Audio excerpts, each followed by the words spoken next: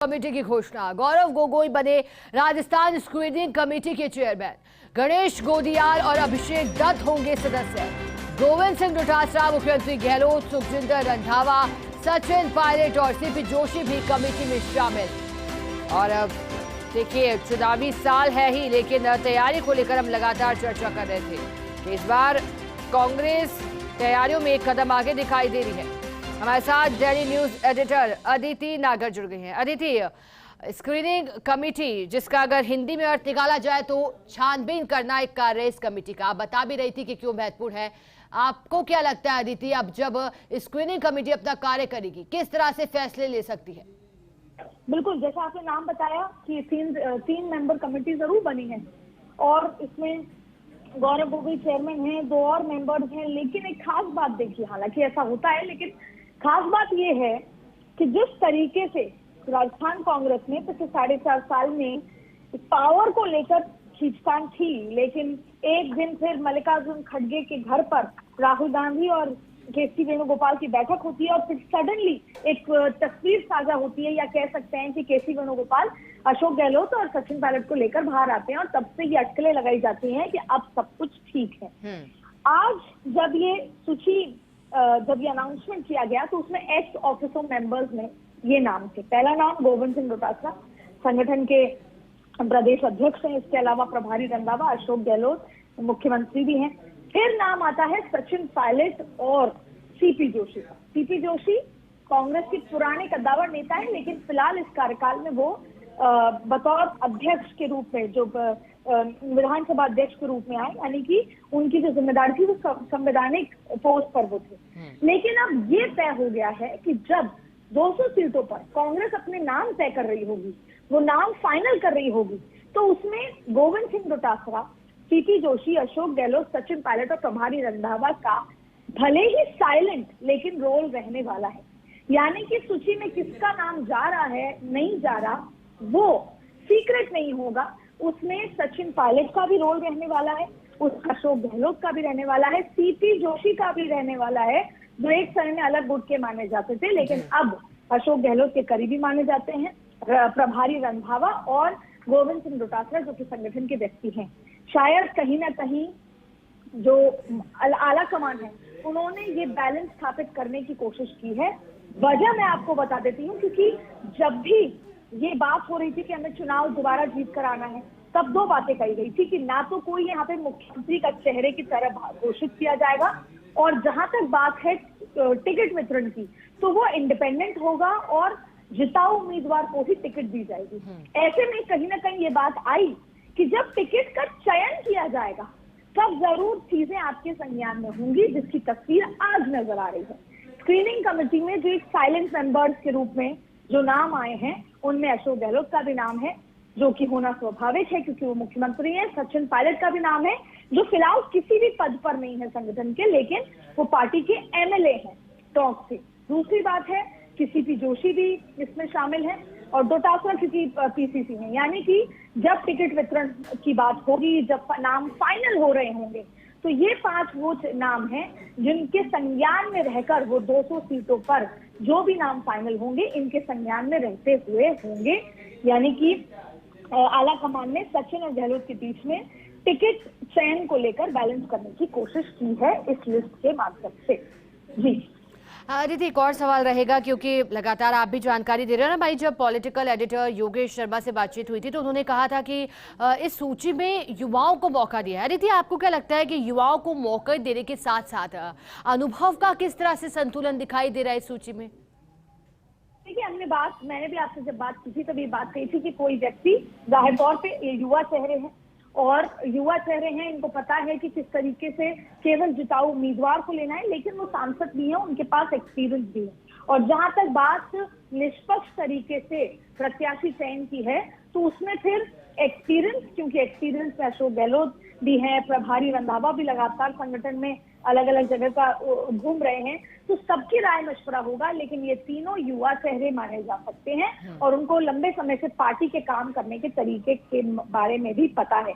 ऐसे में और बाकी के जो नाम हैं वो पार्टी के पुराने लोग हैं और अलग अलग पोस्ट पर हैं, तो संभवतः निष्पक्ष तरीके से ये तीनों लोग काम करेंगे, जो दिल्ली के ऑर्डर्स पे या दिल्ली के दिखाए मार्ग पर काम करेंगे, और फिर एक 200 विधानसभा पे 3-3 का नाम चयन होगा। लेकिन उन तीनों के नाम जब चयन होंगे, 3-3 प्रत्याशी जो माने जाते हैं कि अमूमन 3 प्रत्याशी होते हैं, ऐसे में उनका संज्ञान अशोक गहलोत, सचिन पायलट, सीपी जोशी, गोविंद सिंह डोटासरा सबके संज्ञान में रहते हुए होगा। लेकिन इस पूरी ही लिस्ट में, चाहे राजस्थान हो, छत्तीसगढ़ हो, मध्य प्रदेश हो, ज्यादातर आपको युवा चेहरे ही दिखेंगे।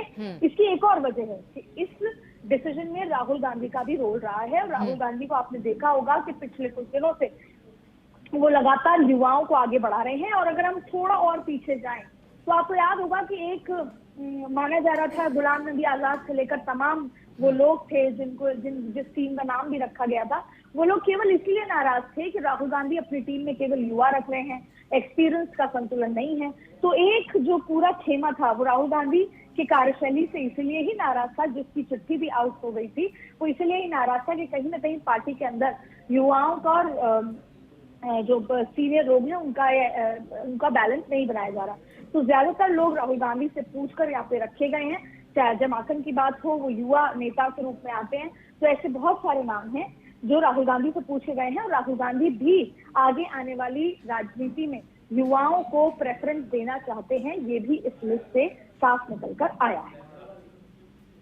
बिल्कुल आदित्य, आप लगातार बता भी रही हैं कि आखिरकार ये लिस्ट क्यों इतनी बड़ी है और इसके मायने क्यों हैं। बहुत शुक्रिया आदित्य आपका हमसे जुड़ने के लिए और जानकारी साझा करने के लिए। आगे बढ़ते हैं, कोटा से बड़ी खबर। किशोर सागर तालाब की दीवार से गिरे 3 युवक, 2 युवकों को तालाब से निकाला गया सकुशल बाहर। तीसरा युवक तालाब की गहराई में ओझल हो गया। नगर निगम की रेस्क्यू टीम को सूचना भी दे दी गई। तस्वीरें देखिए। हालांकि राहत की बात हम आपको बता रहे हैं कि सकुशल 2 युवकों को बाहर निकाला गया है। किशोर सागर तालाब जिसके किनारे पहुंचे थे ये युवक। हालांकि हादसा किस वजह से हुआ है ये कहना भी साफ नहीं। क्या पैर फिसलने की वजह से ये हादसा हुआ या फिर और कोई अन्य कारण रहे। आगे बढ़ते हैं, राज्य मंत्री अशोक चांदना बूंदी के नैनवा दौरे पर पहुंचे। वहीं पालिका में जन सुनवाई कार्यक्रम आयोजित किया गया, जिसमें कांग्रेस जनों और पालिका प्रशासन की ओर से राज्य मंत्री का स्वागत किया गया। इसके बाद जन सुनवाई में बारी बारी से बुलाकर लोगों की समस्या सुनी गई। जन सुनवाई के लिए क्षेत्र के लोगों का जमावड़ा लगा रहा। जन सुनवाई में स्थानीय स्तर के प्रशासनिक अधिकारी मौजूद रहे। जन सुनवाई के दौरान राज्य मंत्री चांदना ने बताया कि कुछ समाज के लोगों के कार्य जयपुर DLB स्तर पर लंबित है, जिनका निस्तारण किया जाना है। कुछ शिकायतें पानी, बिजली, कानून व्यवस्था के संदर्भ में मिली हैं। उनके निस्तारण के लिए विभागीय अधिकारियों को निर्देशित भी किया गया है। नगरपालिका से संबंधित जो पेंडेंसी है, जिनके प्रपोजल नगरपालिका ने अपनी तरफ से काम पूरे करके जयपुर लेवल पर भेज रखे हैं, तो वो जयपुर लेवल पर कुछ काम पेंडिंग है, वही समस्याएं आ रही हैं। और बाकी अभी तो और हैं, 2-3 घंटे यहाँ पर हैं, उसमें कई प्रकार के आएंगे। आपको उसके बाद में वापस प्रॉपर एक प्रेस नोट भी दे देंगे। राजीव गांधी ग्रामीण और शहरी ओलंपिक खेलों का आयोजन किया जा रहा है। इसको लेकर CS उषा शर्मा ने भरतपुर, बीकानेर और कोटा संभाग के कलेक्टर्स को 5 अगस्त से शुरू होने वाली राजीव गांधी ग्रामीण और शहरी ओलंपिक खेलों के सफल आयोजन की रणनीति तैयार कर इसकी लगातार ब्रांडिंग करने के निर्देश दिए। उन्होंने अधिकारियों को निर्देश दिए कि इस आयोजन से अधिक जनप्रतिनिधियों को जोड़ा जाए, आमंत्रित उन्हें किया जाए। साथ ही सहभागिता ही जन सहभागिता बढ़ाने के लिए नवाचार किया जाए। सचिवालय में वीडियो कॉन्फ्रेंसिंग के जरिए समीक्षा बैठक हुई। इसके साथ इंदिरा गांधी स्मार्टफोन के सफल क्रियान्वयन के लिए कंट्रोल रूम स्थापित करने के निर्देश भी दिए गए। उन्होंने कहा कि अधिकारी टेलीकॉम सर्विस प्रोवाइडर से भी तालमेल करें और आगे कहा कि योजना के संचालन के लिए आयोजित शिविरों का प्रचार प्रसार किया जाए। उन्होंने शिविर स्थान का चयन, शिविरों का कैलेंडर अपडेट, शिविर संचालन के लिए प्रशिक्षण सहित कई मुद्दों पर अधिकारियों को आवश्यक दिशा निर्देश। उन्होंने 15 अगस्त से शुरू हो रही मुख्यमंत्री अन्नपूर्णा फूड पैकेट योजना की मॉनिटरिंग कमेटी बनाने के निर्देश। पर्वतीय पर्यटन स्थल माउंट आबू में नगर पालिका की साधारण सभा की बैठक हुई। पालिका अध्यक्ष जीतू राणा की अध्यक्षता में बैठक का आयोजन किया गया। इस दौरान उपखंड अधिकारी सिद्धार्थ, आयुक्त रामकिशोर, नेता प्रतिपक्ष सुनील आचार्य समेत सभी वार्डों के पार्षद मौजूद रहे, जिन्होंने यातायात व्यवस्था के लिए क्रेन, प्रोटोकॉल के लिए VIP कार, नगर पालिका क्षेत्र में 2 नए सुलभ शौचालय अशोक वाटिका को विकसित करने, गेस्ट हाउस के नवीनीकरण सहित विभिन्न विषयों पर विस्तार से चर्चा की। वहीं पर्यटकों के आकर्षण के लिए कई प्रोजेक्टों पर भी मंथन हुआ। इस दौरान हमारे संवाददाता कमलेश प्रजापति ने उपखंड अधिकारी और नेता प्रतिपक्ष से खास बातचीत की। नगर पालिका की साधारण बैठक का आयोजन महात्मा गांधी पुस्तकालय में और माउंट आबू को लेकर के विभिन्न मुद्दों पर आज चर्चा हुई। मेरे साथ उपखंड अधिकारी सिद्धार्थ मौजूद है। Sir, mount Abu tourist destination है, पर्यटकों के लिए क्या खास? इस बोर्ड मीटिंग में नगर पालिका क्षेत्र के अंदर जो डेवलपमेंटल वर्क्स की संभावना है उसके बारे में विस्तारपूर्वक चर्चा हुई थी। इसमें कुछ जगह है हमने चयनित किया गया, वहाँ पे एडवेंचर पार्क और लोगों के लिए टूरिज्म के हिसाब से काफ़ी डेवलपमेंट करने का निर्णय भी लिया गया था। पर्यावरण के हिसाब से हम प्लास्टिक बैन को भी सीरियसली इस मीटिंग में लिया गया था, ताकि जैसे आने वाले समय से वो प्लास्टिक पूरा प्रतिबंध रहेगा यहाँ पे। सर, टूरिज्म एक्टिविटी के तहत साइकिलिंग की बात हो रही है, उसको लेकर के क्या रहेगा ताकि टूरिस्ट और बढ़ सके? तो हम एक नक्की के अराउंड और बाकी जो टूरिज्म प्लेसेस हैं वहाँ पे इलेक्ट्रिक साइकिल्स और टैंडम साइकिल्स के प्लान कर रहे हैं, ताकि टूरिज्म को वो एक एक्टिविटी बन जाए। उसके साथ साथ laser tag, adventures park, trampoline park, इसी तरह के अलग अलग प्लान चल रहा है, वो धीरे धीरे इंप्लीमेंट किया जाएगा। ये थे मेरे साथ उपखंड अधिकारी जिनका कहना है कि माउंट आबू का जो टूरिज्म है उस टूरिज्म को बढ़ाने के लिए यहाँ पर इस बोर्ड के अंदर कई प्रस्ताव लिए गए हैं। उन प्रस्तावों के तहत माउंट आबू का जो टूरिज्म है वो टूरिज्म को यहाँ पर बढ़ावा मिलेगा। मेरे साथ नेता प्रतिपक्ष सुनील आचार्य है। आज बैठक के अंदर एक खास तौर पर खसरा इम्पोज को लेकर के आपने मुद्दा उठाया था। पूरे मामले को लेकर के बात करें तो अब क्या निर्णय होने वाले हैं? आज इस मुद्दे को लेकर हमने जोर शोर से उठाया था। मैंने लिखित में भी दिया था कि इस व्यक्ति का भुगतान नहीं किया जाए, क्योंकि करोड़ों रुपए का भुगतान हुआ है। इसमें खुलेआम भ्रष्टाचार हुआ है, जिसकी हमने मंडल के अंदर भी कहा था। और सबसे बड़ी बात है, जब बजट के अंदर भी हमने इसको कहा था कि इसका भुगतान नहीं किया जाए, परंतु साठगांठ करके करोड़ों रुपये का नुकसान किया है। और ये बहुत बड़ा भ्रष्टाचार का एक जीता जागता एग्जाम्पल है। और उसने सुपर इम्पोज किया, क्या उसके डॉक्यूमेंट तक नहीं दिए गए हैं। देखिए, ये है हमारे साथ नेता प्रतिपक्ष सुनील आचार्य, जिनका कहना है कि एक तरफ जहां टूरिज्म को बढ़ावा देने के लिए यह बोर्ड लगातार प्रयास कर रहा है, दूसरी तरफ जहां खसरा इम्पोज को लेकर के खास बातें यहां पर जो निकल कर आई इस बैठक के अंदर, उस पर एक अब कमेटी यहां पर गठित होगी और उसके बाद निर्णय होगा कि इस पूरे मामले में क्या निकल कर आता है। सहयोगी हरीश पंचाल के साथ Kamlesh Prajapati, First India News, Mount Abu, Sirohi. 12वें शुद्ध के लिए युद्ध अभियान के तहत मुख्य चिकित्सा और स्वास्थ्य अधिकारी डॉक्टर संपत राज नागर के निर्देशानुसार श्री नाकोडा सेल्स एजेंसी का औचक निरीक्षण कर कार्यवाही को अंजाम दिया गया। खाद्य सुरक्षा अधिकारी गोवर्धन चौधरी ने बताया कि निरीक्षण के दौरान भारी मात्रा में सामग्री अवधि पार मिली है। 7 बॉक्स अमूल रिजॉइज, अमूल रसगुल्ला और अमूल गुलाब जामुन की मिली। इसके साथ ही अमूल कूल कैमल मिल्क 120 बोतल, अमूल कूल इलायची 240 बोतल, अमूल चीज सॉस 48 बोतल, अमूल आइसक्रीम 15 बड़े पैकेट और सांभर मसाले की 2 बॉक्स मौके पर ही नष्ट करवा दिए गए। चौधरी ने हिदायत दी कि विक्रेता खाद्य सुरक्षा अधिनियम 2006 के तहत नियमों के अंतर्गत ही अपना कार्य करे, वरना दोबारा अवधि पार सामग्री मिलने पर दुकान को सीज कर उसे निरस्त कर दिया जाएगा। बाड़मेर के समदड़ी में लूनी नदी की रपट पर पानी का वेग बढ़ने से स्कॉर्पियो चालक और अन्य लोगों ने गाड़ी से कूदकर अपनी जान को बचाया। इसके बाद पानी के बहाव के कारण स्कॉर्पियो रपट से नीचे पानी में उतर गई, जिसके बाद जेबीसी की सहायता से स्कॉर्पियो को निकालने के प्रयास के बाद भी गाड़ी नहीं निकाली जा सकी। इस दौरान मौके पर ग्रामीणों की भीड़ इकट्ठा हो गई। पानी के वेग बढ़ने के साथ ही रपट पर कई गाड़ियां पलटते हुए बच गई। वहीं रपट पर बहते पानी की वजह से हादसे की आशंका बनी हुई है। इसके बाद भी प्रशासन की ओर से आवागमन को बंद नहीं किया गया, जिस कारण प्रशासन दुर्घटना को न्योता दे रहा है। ग्रामीणों का कहना है कि पानी के वेग के चलते रास्ते का आवागमन बंद होना चाहिए, ताकि कोई बड़ा हादसा होने से टल जाए।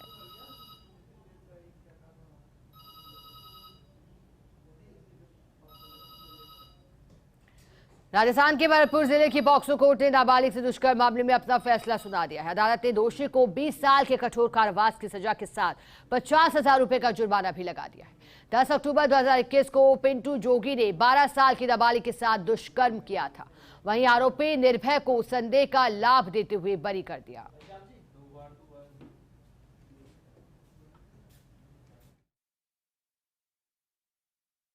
आज विशिष्ट न्यायाधीश दीपा गुर्जर पॉक्सो कोर्ट संख्या फर्स्ट द्वारा एफआईआर संख्या 537/21 PS भुसावर में मुलजिम पिंटू पुत्र जगदीश निवासी बनी PS कुम्हेर को अपराध अंतर्गत धारा 363 IPC व अपराध अंतर्गत धारा 5I/6 पॉक्सो एक्ट के तहत 20 साल के कठोर कारावास व 50,000 रुपये के आर्थिक दंड से दंडित किया है। आगे बढ़ते हैं। जोधपुर के सुरपुरा बांध में नहाने गए 3 छात्रों की पानी में डूबने से मौत हो गई। सूचना पर जिला कलेक्टर DCP मौके पर पहुंचे। इसके बाद गोताखोरों की कड़ी मशक्कत के बाद शवों को पानी से बाहर निकाला गया। पुलिस ने शवों को MGH अस्पताल की बोशी में रखवाया, जहां शवों को पोस्टमार्टम कराकर परिजनों के सुपुर्द कर दिया। जयपुर शहर के बीच आंदोलन कर रैली निकालने की अनुमति देने का मामला हाईकोर्ट ने प्रसंज्ञान लेकर पुलिस अफसरों को किया है तलब। पूछा, क्या पुलिस राजनीतिक पार्टियों के दबाव में कार्य कर रही है? हाईकोर्ट में पेश हुए पुलिस के उच्च अधिकारी जस्टिस समीर जैन की एकलपीठ ने मामले में तल्ख टिप्पणी कर दी। क्यों ना शहर के बीच रैली की अनुमति देने वाले अधिकारी के खिलाफ FIR दर्ज कर ली जाए और मामले में क्यों ना लिखा जाए अवमानना का प्रसंज्ञान। कोर्ट ने मामले की सुनवाई रखी कल सुबह। कोर्ट ने रैली के दौरान शहर जाम होने पर लिया स्वप्रेरित प्रसंज्ञान। चलिए आगे बढ़ेंगे। जयपुर पुलिस कमिश्नर से तबादला होने के बाद आनंद श्रीवास्तव का विदाई समारोह आयोजित हुआ। चांदपोल स्थित जयपुर शहर पुलिस लाइन में आयोजित समारोह में IPS आनंद श्रीवास्तव को विदाई दी गई। इस दौरान आनंद श्रीवास्तव ने पुलिस लाइन में संपर्क सभा में पुलिस अधिकारियों और पुलिस कर्मियों को संबोधित भी किया। वहीं वरिष्ठ पुलिस अधिकारियों ने माला और साफा पहनाया। पुलिस लाइन में फूलों से सजी धजी गाड़ी के जरिए उन्हें विदाई दी गई। इस दौरान पुलिस जवानों ने पुष्प वर्षा की।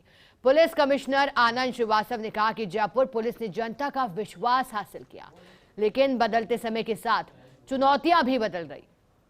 कोरोना में जयपुर पुलिस कमिश्नरेट से न केवल बेहतर कार्य किया, बल्कि जनता का विश्वास भी प्राप्त किया।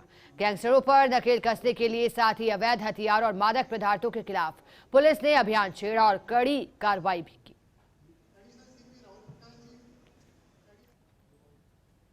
मैं आज जवानों के बीच में था, अपने अधिकारियों के बीच में था और अलग अलग कैपेसिटी में, अलग अलग पदों पे मैंने जयपुर पुलिस का मैं बहुत लंबे समय तक पार्ट रहा हूँ।